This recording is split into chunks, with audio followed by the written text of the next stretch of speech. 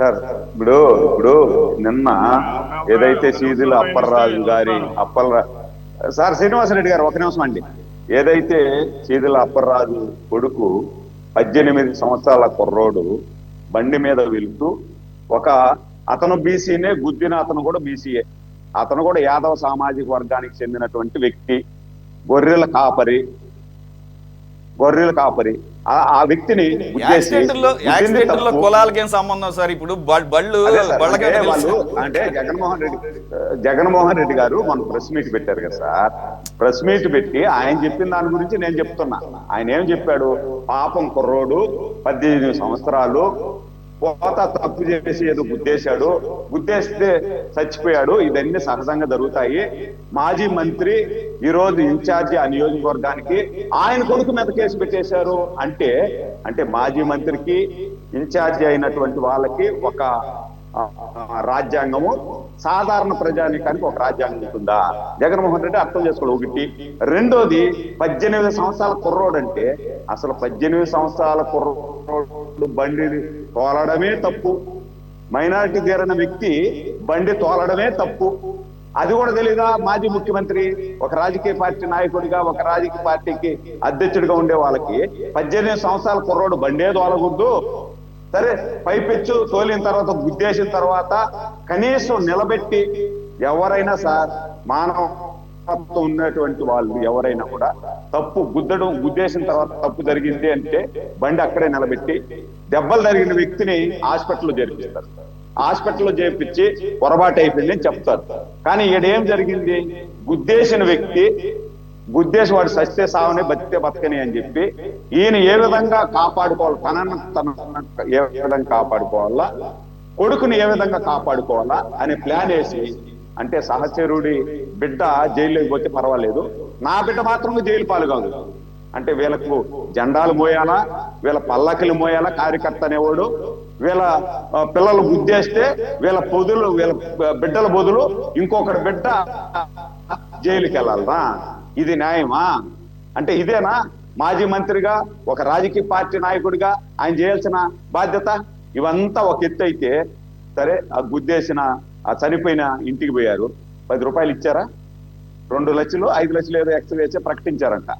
ఆ 5 లక్షలు కూడా వీళ్ళు ఏం చెప్పారంటే సురేష్ గారు, వాళ్ళని రమ్మని చెప్పి ఆ చనిపోయినటువంటి అతని భార్యని వాళ్ళ అత్తతో మాట్లాడుతూ, ఎవరైతే చనిపోయినారో అతని తల్లిని కూడా రమ్మని చెప్పి మాట్లాడుతూ, మీ కోడల్ని రేపటి నుండి మా ఇంట్లో పని మనిషిగా పెట్టేసేయండి, పని చేసుకుంటా ఉన్నియండి, నేను మీకు ఒక 5 లక్షలు ఇస్తాను అంటే చచ్చిపోయి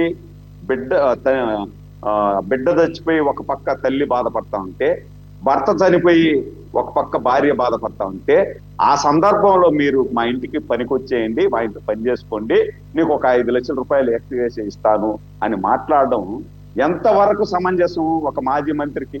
ఇది తగునా? ఇవన్నీ వాళ్ళ తల్లి బాధ వ్యక్తం చేస్తా ఉంది సామాజిక మాధ్యమాల్లో. ఏదో ఒక టీవీ ఇంటర్వ్యూ చేస్తే వాళ్ళ తల్లి వ్యక్తం చేస్తా ఉంది, నా బిడ్డ చనిపోయింది కాకుండా నా కోడలు పోయి వాళ్ళ ఇంట్లో పని చేయాలంట, వాళ్ళ ఇంట్లో పని చేస్తే నాకు ఒక 5 లక్షలు ఇస్తారంట. ఎంతవరకు న్యాయము? వాళ్ళ బిడ్డల్ని ఈ విధంగా గుద్దేసి చనిపోతే వాళ్ళు ధనవంతులు కాబట్టి వాళ్ళకు ఒక న్యాయము, నేను పేద గొర్రెలు మేపుకునే వాళ్ళం కాబట్టి నాకు ఒక న్యాయమా అని ఆ తల్లి ప్రశ్నిస్తా ఉంది. దానికి సమాధానం చెప్పాలా జగన్మోహన్ రెడ్డి గారు, చీదిల అప్పలరాజు గారు. ఆ చీదిల అప్పలరాజు పశువుల డాక్టరు, ఆయన ఏదో పెద్ద మాటలు మాట్లాడతాడు. అసెంబ్లీలో ఏం మాట్లాడాడండి? అసెంబ్లీ సాక్షిగా ఒక మాజీ ముఖ్యమంత్రి, ఆ రోజు 4 సార్లు ముఖ్యమంత్రిగా ఉన్నటువంటి వ్యక్తిని మైండ్ చెడిపోయింది అతన్ని తీసుకుపోయి హాస్పిటల్లో పెట్టండి, హాస్పిటల్లో పెట్టి బాగైన తర్వాత మళ్ళీ అసెంబ్లీలోకి తీసుకురాండి సార్, ఇబ్బంది అయిపోతా ఉంది అని. ఇప్పుడు ఎవరికి మైండ్ చెడిపోయింది? మీకు మైండ్ చెడిపోలేదా? మీకు మైండ్ చెడిపోయే కదా ఈ విధంగా చేశారు.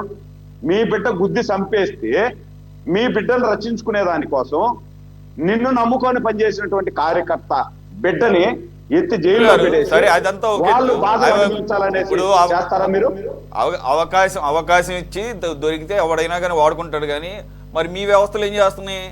ఎవరు ఇప్పుడు అదే సార్, అదే. కాదండి, కాదు. పోలీసు వ్యవస్థ ఓకే, సీదిరి అప్పలరాజు గారు పరపతి ఉన్న వ్యక్తి, గతంలో మా మంత్రి కూడా పనిచేశాడని చెప్పేసి ఆయన వచ్చి మా అబ్బాయి కాదు గుద్దింది పలానోడు అంటే సీన్ ఆఫ్ ఇన్సిడెంట్ దగ్గరికి వెళ్ళి కన్ఫర్మ్ చేసుకోకుండానే ఎఫ్ఐఆర్ నమోదు చేసేస్తారా?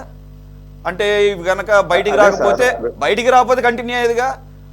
అలాగే పోలీసులు ఇంకొకటి ఇప్పుడు జగన్మోహన్ రెడ్డి గారు ఏమన్నారు, మర్డర్ కేసు పెట్టారని చెప్పేసి అన్నారు. నాకు కూడా చాలా ఇది అనిపించింది, యాక్సిడెంట్ మర్డర్ కేసు ఎలా పెడతారు?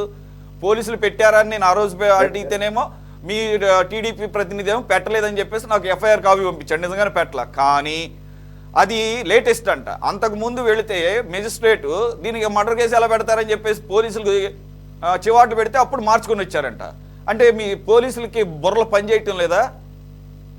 అంటే ఒక తప్పును కప్పిపుచ్చుకోవడానికి వెంటనే అదర్ సైడ్ వెళ్ళిపోయి సీరియస్ కేసు మర్డర్ కేసు పెడతారు, సంబంధం లేనటువంటి కేసు. ఇంకొకటి ఆగండి. ఈ రోజు డిస్కషన్ ఏంటి? హాస్పిటల్లో మిస్యూజ్. ఆ మిస్యూజ్ చేస్తుంది హాస్పిటల్స్ ఏ ప్రభుత్వం కింద పనిచేస్తున్నాయి? ఆ అవకాశం ఎందుకు ఇవ్వాలి? ఇచ్చినప్పుడు వాడుకుంటారు, పరపతిని వాడుకుంటారు, వారికి ఉన్నటువంటి అధికారాన్ని వాడుకుంటారు, ఇంకా అంటే డబ్బుతో కూడా కొంటారు. మరి ఈ వ్యవస్థలు ఫెయిల్యూర్ కాదా? ప్రభుత్వం కింద పనిచేసేటువంటి వ్యవస్థలు బయటికి తెలియకపోతే ఇలాగే కొనసాగుతాయిగా. సురేష్ గారు, నాకున్నటువంటి సమాచారం ప్రకారం అటెంప్ట్ మర్డర్ కేసు పెట్టలేదు, యాక్సిడెంట్ కేసే పెట్టారు. నాకున్నటువంటి సమాచారం నేను కావాలంటే మీకు పంపిస్తాను కూడా. ముందు పెట్టింది అదే, ఇప్పుడు పెట్టింది అది. ఒకటి. రెండోది, హాస్పిటల్లో కానీ పోలీసు యంత్రాంగం కానీ అధికార యంత్రాంగం ఖచ్చితంగా వైఫల్యమే. నేను ప్రభుత్వంలో ఉన్న అధికార ప్రతినిధిగా అయినా కూడా తప్పులు ఖచ్చితంగా ఒప్పుకుంటా. మీరు ఛానల్లో చాలా సార్లు చూశారు, నా ప్రభుత్వం ఏదైనా తప్పు చేస్తే నేను వెనకేసుకొని లేదని సంకలు గుద్దుకునే రకము ఇది నాకు చేత కాదు. ఖచ్చితంగా ప్రభుత్వ యంత్రాంగం, అక్కడ ఉన్నటువంటి అధికారులు కానీ పోలీసు యంత్రాంగం కానీ అదేవిధంగా డాక్టర్స్ కానీ ఫెయిల్ అయ్యారు. అక్కడ మాజీ మంత్రి ప్రలోభాలకి లొంగిపోయారు, లోనయ్యే అతనికి సకల సౌకర్యాలు కల్పించే విధంగా చేశారు. సామాన్య ఇదైనా మంత్రి బిడ్డ అయినా ఎవరైనా ఒకే విధంగా చూడాలా. అంతే, మంత్రి బిడ్డ ధనవంతుడైతే వాళ్ళకేమన్నా కొమ్ములు పొడుచుకొని వచ్చేస్తాయా? రాజ్యాంగంలో వాళ్ళకి ఏమన్నా అన్ని సకల సౌకర్యాలు చేయమని ఏమన్నా రాసి ఉందా? ప్రస్తుతం సాధారణ వ్యక్తి అందరికీ కనబడుతుంది. ప్రస్తుతం అదే జరుగుతుంది. నిజంగానే కొమ్ములు వచ్చినట్టుగానే పరిస్థితి కనపడుతుంది. డబ్బు ఉన్నోడిది రాజ్యం, అధికారం ఉన్నోడిది రాజ్యం. ఆ రకంగా వ్యవస్థలన్నీ కూడా ఆ వ్యవస్థలు కూడా ఆ రకంగానే పనిచేస్తూ ఉన్నాయి, కనపడుతుంది. మీరు ఎంత కాదనుకున్నా అన్ని ఎంత గొంతు చించుకున్నా అదే జరుగుతుంది. బాజీ గారు టైం లేదు, కంక్లూడ్ చేస్తారు ప్లీజ్. ఇప్పుడు